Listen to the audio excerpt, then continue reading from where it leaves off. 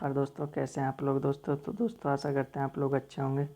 दोस्तों जैसा कि आपको पता, हमारे इस चैनल पर बीएड से संबंधित वीडियो लेके हम आते रहते हैं। किससे दोस्तों? बीएड से संबंधित। तो दोस्तों आज जो वीडियो लेकर के आए हम बीएड से संबंधित ही वीडियो है। और दोस्तों ये जो वीडियो है बीएड फर्स्ट ईयर क्लास के अंतर्गत है। दोस्तों आपकी बुक है E102 इसका कोड है और इसका जो नाम है वो है शिक्षा के परिदृश्य, शिक्षा के दार्शनिक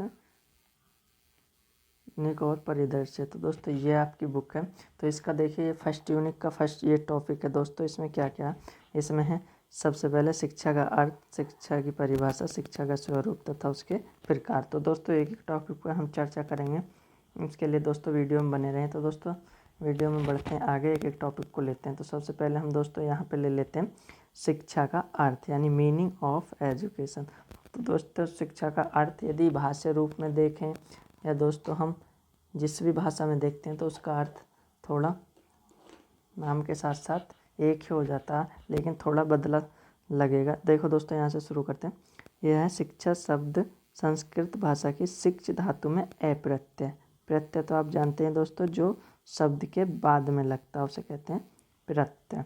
इसके से बना है, जिसमें शिक्ष का अर्थ होता है सीखना सिखाना। यानी संस्कृत में ये कहें तो सीखना सिखाने की प्रक्रिया क्या कहलाएगी? शिक्षा कहलाएगी। इसके बाद देखिए दोस्तों यहाँ पे अंग्रेजी शब्द में इसका मतलब ले लेते हैं।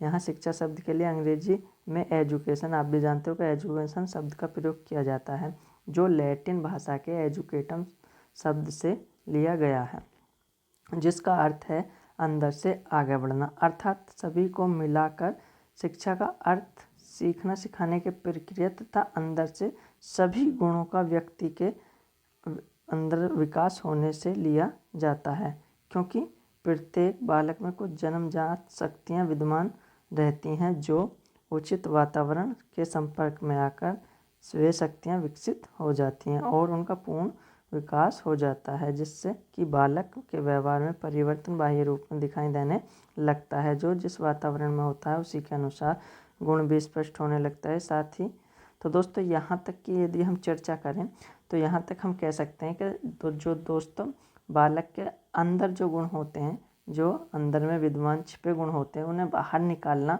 और उसमें नए गुणों का और समावेश करना और वातावरण के अनुसार गुणों को और प्रदर्शित करना, विकास करना, ये सब किसके अंतर्गत आता है? शिक्षा के अंतर्गत। इसके बाद आगे कहें, साथ ही कहा जा सकता है कि शब्द का अर्थ जन्मजात शक्तियों का समग्र विकास करना है। यानी जो भी शक्तियाँ बच्चे के अंदर, जो भी छात्र के अंदर या व्यक्ति के अंदर जो भी जन्मजात शक्तियाँ, उन सब का विकास करना ही शिक्षा के अंतर्गत आता है। इसके बाद आगे देखें दोस्तों, यहाँ देखते हैं, यहाँ पे लिखा गया शिक्षा का वास्तविक अर्थ को समझने के लिए हमें अनेक विद्वानों द्वारा दी गई शिक्षा से संबंधित कुछ परिभाषा या तथ्य को जानना आवश्यक है। तो दोस्तों यहाँ पे कुछ विद्वानों की परिभाषा दी गई हैं और उनसे संबंधित तथ्य दिए गए हैं। जैसे कि आप लोग दोस्तों जानते हैं, यहाँ से कुछ ये दिए लिखा, शिक्षा के संबंध में अनेक विद्वानों के द्वारा दी गई परिभाषा तथा मत निम्न प्रकार हैं। तो सबसे पहले हम आपको दोस्तों दिखाना चाहेंगे, ये पहला मत जो है, ये आप जैसे कि चित्र देख रहे होंगे, ये आपका है स्वामी विवेकानंद, जो हमारे भारतीय समाजशास्त्र थे, जो भारत के समाजशास्त्री थे। तो दोस्तों इन्होंने क्या कहा शिक्षा के बारे में? स्वामी विवेकानंद के शब्दों में यहाँ पे देखिए, उनके शब्दों में मनुष्य की पूर्व निहित पूर्णता को अभिव्यक्त करना ही शिक्षा है। क्या कहा उन्होंने? कि मनुष्य की जो पूर्व निहित पूर्णता को अभिव्यक्त करना ही शिक्षा है। यानी जो मनुष्य निर्धारित कर लेता है पहले ही और उनके प्रति हम उसका साथ देते हैं, उसके गुणों का विकास करते हैं, वो किसके अंतर्गत आता है? शिक्षा के अंतर्गत आता है। तो ये दोस्तों हुई आपके स्वामी विवेकानंद के अनुसार। आगे बढ़ते हैं दोस्तों, यहाँ पे आप देख रहे होंगे, यहाँ पे लिखा आप महात्मा गांधी। तो उनके शब्दों में दोस्तों यहाँ पे महात्मा गांधी का आपको पहले चित्र दिखा देते हैं दोस्तों। ये देखिए, ये आपको महात्मा गांधी जो हमारे भारत के महान दार्शनिक हुए हैं, ये हमारे महात्मा गांधी। तो इन्होंने अपने शब्दों में क्या कहा, तो इन्हीं के अनुसार, इन्हीं के शब्दों में हम जान लेते हैं। तो दोस्तों यहाँ पे इन्होंने कहा, महात्मा गांधी ने, शिक्षा व्यक्ति के शारीरिक, मानसिक एवं आध्यात्मिक विकास की प्रक्रिया के रूप में स्पष्ट किया जा सकता है। यानी शिक्षा को किसके रूप में किया जा सकता है प्रकट? जो व्यक्ति का मानसिक और शारीरिक या आध्यात्मिक विकास होता है तो उसका अध्ययन करना शिक्षा के अंतर्गत आता है। उन्होंने कहा, अपने शब्दों में कहा कि शिक्षा से मेरा अभिप्राय बालक तथा मनुष्य के शरीर तथा मस्तिष्क, आत्मा के सर्वांगीण सर्वोत्तम विकास से है। यानी उन्होंने ये कहा कि जो छात्र या बच्चे का जो अंदर से जो छिपा हुआ जो भी गुण है, जो भी उसके गुण और उसके जो है उसकी जो स्किल्स हैं, उन्हें सबको उनका विकास करना सभी प्रकार से क्या कहलाता है? शिक्षा कहलाता है। इसके बाद आगे बढ़ते हैं दोस्तों। आगे दोस्तों ये आते हैं आपके अरस्तु। ये आप यहाँ पे फोटो भी देख रहे होंगे, ये आपके जो अरस्तु हैं। और ये जो दोस्तों यूनानी एक दार्शनिक थे। तो इन्होंने अपने शब्दों में क्या किया, यहाँ पे लिखा भी हुआ अरस्तु के अनुसार, स्वस्थ शरीर से यानी स्वस्थ शरीर में स्वस्थ मस्तिष्क का निर्माण करना ही शिक्षा कहलाता है। यानी शिक्षा के लिए क्या आवश्यक है कि मानव का जो स्वस्थ शरीर होगा और स्वस्थ मस्तिष्क होगा वो किसके अंतर्गत होगा? शिक्षा के अंतर्गत होगा। यानी इन्होंने जो ये अरस्तु थे दोस्तों, अरस्तु, तो इन्होंने ये कह दिया कि यदि मानव का मस्तिष्क और शरीर स्वस्थ है तो वो किसके अंतर्गत है? शिक्षा के अंतर्गत। इसके बाद दोस्तों आगे बढ़ते हैं। यहाँ पे देखो एक और दार्शनिक आ जाते हैं। ये भी आपके जो प्रसिद्ध दार्शनिक हुए हैं, सुकुरात, जो आप जानते ही होंगे। और ये कहाँ के थे? ये भी यूनानी दार्शनिक थे। कहाँ के? यूनानी। ये आप देख रहे होंगे इमेज, ये सुकुरात जी की इमेज है। ये भी प्रसिद्ध दार्शनिक थे। तो इन्होंने क्या कहा अपने शब्दों में कि शिक्षा का अर्थ उन सर्वमान्य विचारों को विकसित करना है जो प्रत्येक मनुष्य के मस्तिष्क में विलुप्त हैं। यानी इन्होंने ये कह दिया कि शिक्षा के अंतर्गत जो क्या आता है, जो मनुष्य के अंदर, जो बच्चे के अंदर, जो छात्र के अंदर जितने भी विचार विलुप्त हैं, जो छिपे हुए हैं, उन्हें बाहर निकालना ही क्या कहलाता है? शिक्षा कहलाता है। इन्होंने अपने शब्दों में ये परिभाषा दी। आगे जो आप चित्र देख रहे हैं दोस्तों, ये आ जाता है आपके जो ये भी एक मनोवैज्ञानिक दार्शनिक हुए हैं, जॉन डीवी। कौन हुए हैं? John Dewey. और जॉन डीवी दोस्तों अमेरिका के ये दार्शनिक थे। इन्होंने अपने शब्दों में क्या कहा, ये देखिए यहाँ पे हम देखते हैं। इन्होंने अपने शब्दों में कहा कि शिक्षा व्यक्ति की उन समस्त क्षमताओं का विकास करना है जो उसे अपने वातावरण को नियंत्रित करने तथा अपनी संभावनाओं को पूरा करने योग्य बनाती है। यानी शिक्षा के अंदर इन्होंने क्या कहा कि मनुष्य का ऐसा विकास, ऐसी क्षमता जो अपने वातावरण पर नियंत्रण कर सके और जो अपनी जो भी संभावना है उनको पूर्ण कर सके। ये सब किसके अंतर्गत आता है? शिक्षा के अंतर्गत। ये कहा किसने? आपके जो अमेरिकी मनोवैज्ञानिक थे, जो अमेरिकी दार्शनिक थे, ये थे आपके जॉन डीवी। इन्होंने अपने शब्दों में कहा। इसके बाद दोस्तों आगे बढ़ते हैं। आगे देखिए ये जो इमेज है आपके सामने, ये दिख रहे होंगे, ये भी महान दार्शनिक रहे हैं आपके ग्रीक के। कहाँ के? ग्रीक के। और इनको जो है काफ़ी पुराने दार्शनिक है, ये हैं प्लेटो। कौन? प्लेटो। यहाँ आप चित्र देख रहे होंगे, इमेज देख रहे होंगे। और इन्होंने अपने शब्दों में क्या कहा? इन्होंने अपने शब्दों में कहा कि प्लेटो ने अपने शब्दों में क्या कहा? शारीरिक, मानसिक तथा बौद्धिक विकास की प्रक्रिया ही शिक्षा कहलाती है। इन्होंने भी उन्हीं के अनुसार परिभाषा दी। यानी जो शरीर का विकास होगा, जो मानसिक विकास होगा, जो बौद्धिक विकास होगा, वो सब किसके अंतर्गत होगा? शिक्षा के अंतर्गत। यदि ये सब हो रहा है तो वो क्या कर रहा? व्यक्ति या छात्र क्या कर रहा है? वो शिक्षा ग्रहण कर रहा है। इसके बाद ये नेक्स्ट इमेज आपको दिखाना चाहेंगे। ये इमेज आप देखिए दोस्तों, ये जो आपका आ जाता है इमेज, ये आ जाता है आपके सामने पेस्टोलॉजी का। किसका दोस्तों? पेस्टोलॉजी। दोस्तों ये हमारे आप देख ही रहे होंगे यहाँ पे पेस्टोलॉजी। और पेस्टोलॉजी के बाद दोस्तों यहाँ पे हमारे नेक्स्ट जो मनोवैज्ञानिक, जो समाजशास्त्री, जो दार्शनिक आते हैं, वो दोस्तों ये हैं आपके पेस्टोलॉजी। कौन है दोस्तों? पेस्टोलॉजी। प्लेटो के बाद पेस्टोलॉजी। पेस्टोलॉजी आप देख रहे होंगे, ये इमेज है पेस्टोलॉजी, जो हमारे जर्मनी के कौन थे? दार्शनिक थे। तो दोस्तों इन्होंने अपने शब्दों में क्या कहा? तो इन्होंने अपने शब्दों में कहा कि ये जर्मन शिक्षा शास्त्री थे पेस्टोलॉजी। जन्मजात शक्तियों के विकास के रूप में शिक्षा को परिभाषित करते हुए इन्होंने कहा, क्या कहा?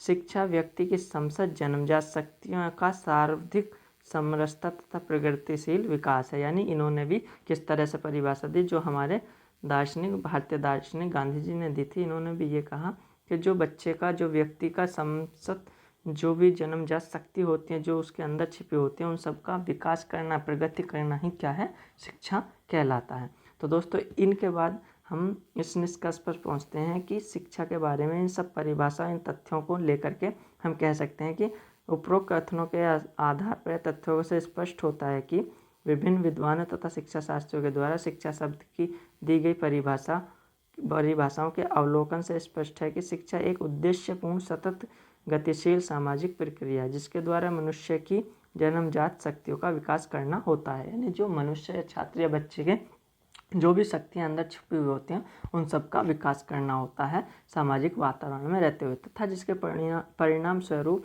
व्यक्ति अपने बाह्य जीवन में अधिक अच्छे ढंग से समायोजन स्थापित करने में समर्थ होता है, ताकि वो समाज में अधिक अच्छे ढंग पूर्व से, यानी अच्छे व्यवहार पूर्वक जो समायोजन करता है समाज के अंतर्गत, तो वो किसके अनुसार करता है? अच्छा, शिक्षा के अंतर्गत। इन परिभाषाओं से ये स्पष्ट होता है। इसके बाद आगे चलते हैं दोस्तों। यहाँ पे लिखा देख दोस्तों, संसद परिभाषाओं को संशोधित कर कहा जा सकता है शिक्षा मानव व्यवहार का परिशोधन है। यानी जो मानव को परिशोधन, यानी जो परिपूर्ण कर सकता है, जो हर क्षेत्र में परिपूर्ण कर सकता है, वो क्या है? शिक्षा ही है मानव के लिए। तो दोस्तों इसके बाद आगे बढ़ते हैं। यहाँ पे शिक्षा की जो परिभाषा है वो कंप्लीट हो जाते हैं। उसके बाद देखते हैं दोस्तों, यहाँ पे आ जाती है शिक्षा की विशेषताएं। यहाँ पे लिखा हुआ शिक्षा की विशेषताएं।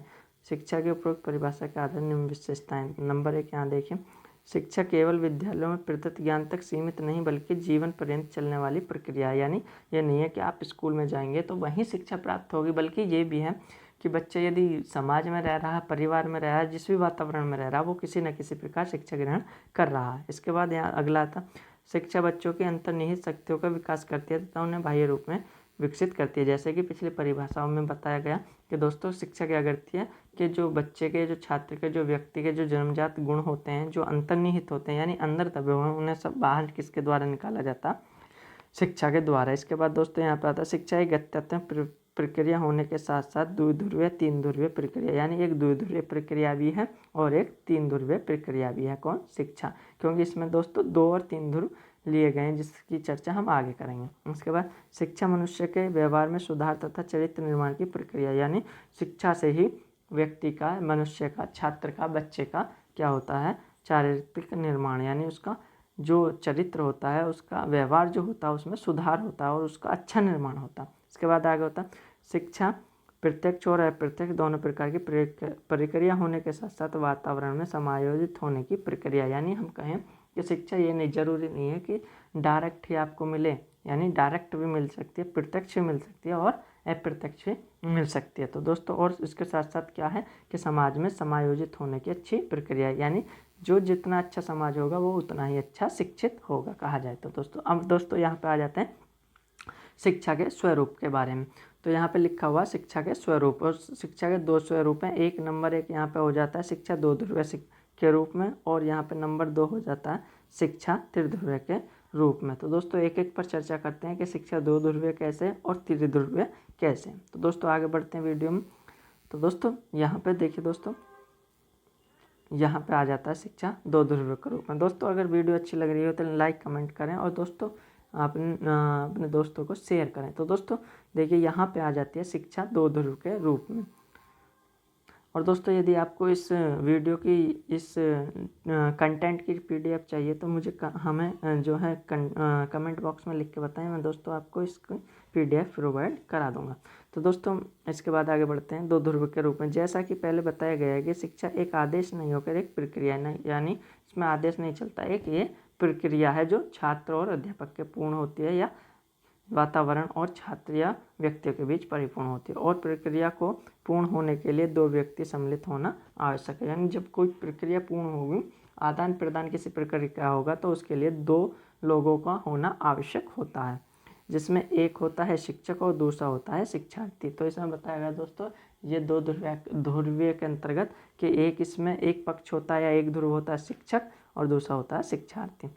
अर्थात छात्र और अध्यापक के मध्य परस्पर क्रिया होती है, उसके प्रयत्नों का परिणाम ही शिक्षा होती है। क्योंकि शिक्षा दो ध्रुवीय प्रक्रिया है, इसलिए इसमें शिक्षण संप्रेषण करता है तथा शिक्षार्थी उसे ग्रहण करता है। इसी के अनुसार रोज कहते हैं कि एक चुंबक की तरह शिक्षा के अवश्य ही दो ध्रुव होते हैं। जैसे कि एक चुंबक में दो ध्रुव होते हैं, एक एन ध्रुव और एक एस ध्रुव, तो इसी तरह से शिक्षा में भी दो ध्रुव होते हैं। कौन कौन से ध्रुव होते हैं? तो दोस्तों यहाँ पे एक चार्ट बनाया गया है। देखिए, ये पहला ध्रुव होता है दोस्तों अध्यापक, और ये इस तरह से अध्यापक अपने व्यक्तित्व के अनुसार और इधर अपने ज्ञान के अनुसार इधर किसको देता है, ये दोस्तों यहाँ पे देता है बालक को, और बालक को क्या देता है, शिक्षा प्रक्रिया के अंतर्गत शैक्षिक प्रक्रिया कराता है और ये शिक्षा कहलाती है। इन दोनों के मध्य जो क्रिया होती है, आदान प्रदान होता है, तो दोस्तों क्या कहलाता है, शिक्षा कहलाता है। यानी ऐसे समझे दोस्तों, यहाँ पे दोस्तों एक ध्रुव हुआ अध्यापक और एक ध्रुव हुआ बालक, और इन दोनों के मध्य क्या हुआ, शैक्षिक प्रक्रिया। और यहाँ पे भी क्या दिया गया, यहाँ पे फिर दिया गया शिक्षा। तो ये समझ में आ गया दोस्तों। आगे बढ़ते हैं अगले रूप में।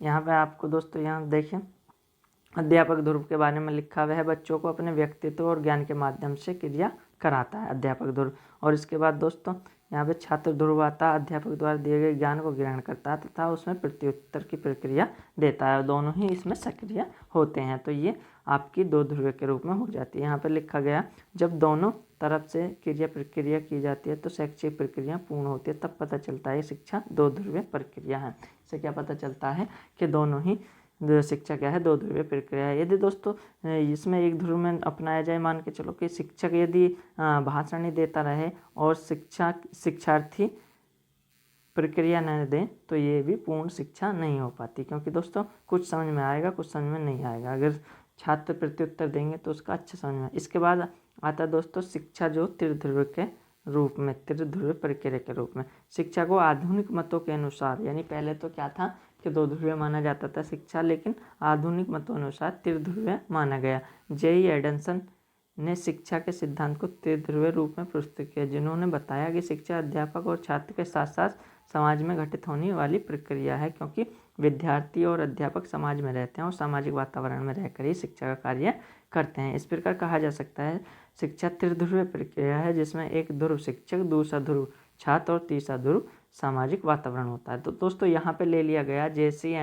एडमसन ने क्या ले लिया गया कि शिक्षा जो होती है वो त्रिध्रुवीय प्रक्रिया होती है, यानी इसमें छात्र, शिक्षक और वातावरण तीन ध्रुव होते हैं। यहाँ इस डायग्राम के माध्यम से आपको समझाया गया। एक ध्रुव हो गया दोस्तों इसमें अध्यापक, और दूसरा ध्रुव आपका ये हो गया छात्र, और इसमें तीसरा ध्रुव हो गया सामाजिक वातावरण। फिर जाके क्या होता है, यहाँ पे शिक्षा प्राप्त होती है। यानी पहले अध्यापक होगा, फिर छात्र होगा, फिर इसमें सामाजिक वातावरण होगा, और उसके बाद तीसरे जो क्या तीनों के बाद यहाँ पहला ध्रुव हो गया, ये दूसरा ध्रुव हो गया, और ये तीसरा ध्रुव हो गया, और फिर क्या प्राप्त होगी, शिक्षा। फिर से समझाएं दोस्तों, पहला ध्रुव आपका हो जाएगा, पहला ध्रुव आपका ये हो जाएगा, ऐसा कहें दोस्तों, पहला ध्रुव आपका हो जाएगा अध्यापक, दूसरा छात्र और तीसरा सामाजिक वातावरण, और फिर क्या होगी यहाँ पे दोस्तों शिक्षा प्राप्त हो जाएगी।